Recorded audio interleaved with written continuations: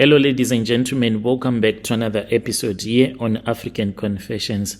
The following story that you're going to be listening to, it comes from a translation of a message that one of our admin sent to me. The message reads like this: I regret, and I truly regret, joining this other Nigerian cult.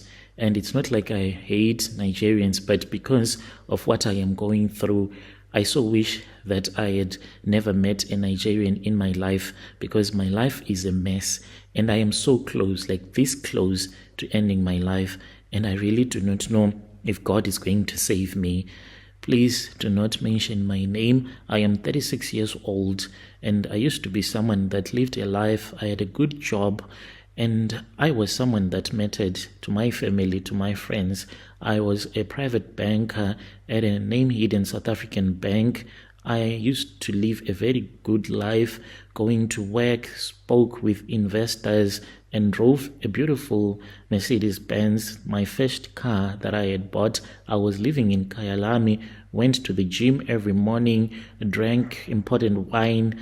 My two kids, they were attending the best private schools in Joburg. I had made it on my own without a man. So what happened was that just before matric, that was when I was impregnated by this other boy that I was dating. It was like a mistake, honestly. We were sleeping together, but I had forgotten about the family planning method that I was taking. So it had already expired. And then when we slept together, thinking that I was preventing already, then I fell pregnant. I wanted to have an abortion.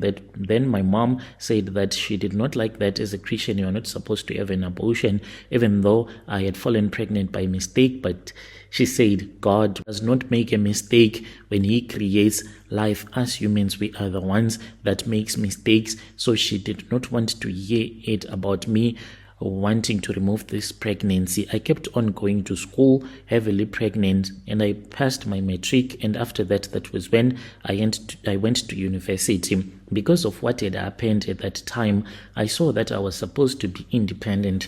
But when you fall in love for the first time, you still have high hopes that the second time around you are going to make it. But no, the second time I met another guy soon after university, fell pregnant. I thought that now this was the guy that was going to be my husband. But I also made a rushed decision because I was just an intern. When I started dating that guy, he made me to fall pregnant. And then I told myself that I have to make it on my own without a man until I met this guy. I'll just call him Chuka, not was his real name. He was not just a client, but this man, he had so much money. He was wealthy. When I started speaking with him on the phone, I never thought that maybe we were going to end up sleeping with each other. We would speak on the phone. He would tell me about the things that he wanted to do, asking for advice. And at that time, you know what, I should have maybe seen that this guy, he is up to something, because there were things about him that I could not understand how exactly he was making his money, even though he had a small business. But I didn't care. I was tired of working. You know, even if you have climbed the corporate ladder, you feel trapped, because when you reach the ceiling, you then realize that after the ceiling, there is nothing. I had been climbing the ladder until I had reached the top, and there was nothing more for me to do. So I was always feeling exhausted. I just wanted freedom from work, but I could not get the freedom because I had to work to make money, to send my kids to school, to pay my bills, and everything was waiting on me. So this guy, whenever I was speaking with him, I felt so free. Even though I was dying inside, I would feel alive, until he suggested that he wanted to see me in person. I was like, oh, okay, that is fine. So one day we set an appointment and he walked into my office. He had a briefcase and he told me that he wanted to open an investment account, and I was assigned as well to assist him. And he had a very beautiful suit. He had 2 iPhones and he smelled so good.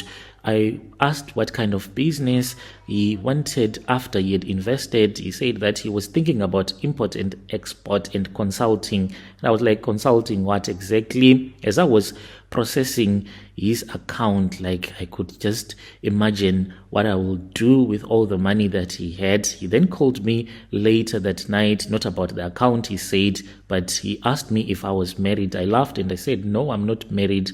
I told him no, and he said, then let me make you my queen. I laughed. At that time, I wanted to hang up, and then we met for dinner the next day.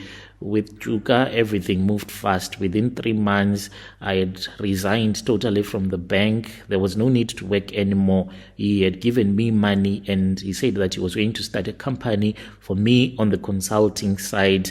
And then we went on a holiday to Dubai. The guy, he would listen to me when I would talk, because I talk a lot. I do not rest. But it was strange. There were rules. There were things that I was not supposed to touch that belonged to him. He had this other necklace. It was red in color. First time to see a gold necklace that was red in color. And sometimes he would just leave the room. When I would wake up, I would find out that I am alone. I would search for him throughout his house and I would not find him. Then all of a sudden, he will just appear. And then there were days he would not talk at all. Like after each and every 66th day, he will just vanish for 24 hours and he would just return to me. I would ask him, where were you? And he will not respond. So I thought maybe he's cheating on me. Since there was money that was around, I never even bothered him if he was cheating on me. And he kept on telling me about sisterhood. So I did not understand what he meant by this sisterhood. It was a week before my birthday. Chuka came home. He had a gift. He gave me some beautiful presents. And then he gave me a necklace that I still have to this day. And it had been given to me by the sisterhood, the Nigerian sisterhood. Later on, I was going to realize that that is where the present had been taken by Chuka, and he said, you need to wear this at all the times. It is for you. It is my present to you. You are my queen. He kept on mentioning me as his money queen. So it did not make sense. Money queen, what does it mean? He was like, my money queen, you will never be broke. Then he took me to Nigeria. When he took me to Nigeria, there were strange things that he made me to do. I met some other women whom he called his sisters, but they were not his blood sisters, neither were his relatives, and I was introduced to that group there in Nigeria. When I came back, that was when COVID hit. My mom passed away because of COVID. I later realized that it was not COVID that had killed my mom, but rather it was because of that sisterhood that I had joined without my knowledge. The snake, because this necklace sometimes it transforms itself and it becomes like a real snake, a black mamba. That is what gives me money. And then I was initiated, and I was told that at the time when I was initiated in Nigeria, there were blood sacrificed that had been offered, and my mom was the first blood sacrifice. And later on in life, I was supposed to offer other blood sacrifices. And by the time when I was told that my daughter, I was the one who was going to offer her again as a blood sacrifice, I had been obsessed already with the money that I was making, such that I did not even see her as my daughter anymore. I saw her as an asset that was going to help me to stay in that occultic sisterhood that belongs to the Nigerians. She passed away, my daughter. She was 15 when she passed away. She committed suicide. It was something that we could not even understand as a family. If I did not know that I was an occultic member, I would have been shocked so much that I would have even ended my life. My daughter, she started to develop this attitude and habit of slicing herself with a razor blade. All she did was to lock the door and play loud music as she would be cutting herself with a razor blade. She was getting joy from the pain that she was feeling. I never even bothered to check that this was what my daughter was doing. One day, that was when she committed suicide, she cut her veins open on her left and as well as the right arm, and she cut her veins and she bled herself to death. And I could not even know that this was what she was doing, because she was always playing loud music inside her room. And by the time we found out, it was already too late. And my son was 12, was very sensitive. I think it shocked him, and they were acting strange, both of them. But after my daughter had passed away, my son even started acting really strange. And my son again committed suicide. My son committed suicide in the most painful way, and I could not even recover from that.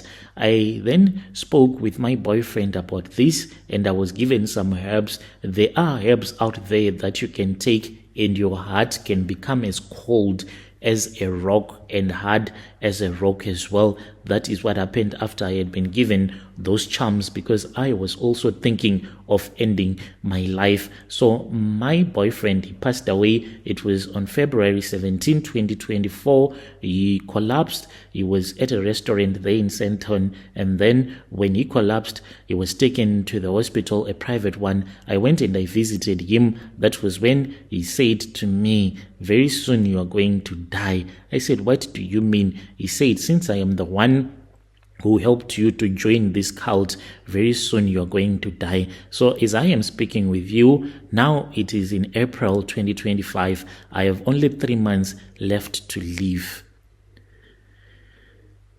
Dear listeners, right there was a message that was forwarded to me by our admin who helped with this translation. She also sent another message, and she said, this woman who sent us, our dear sister who sent us this confession, she is saying that her nails are rotting. They are turning black.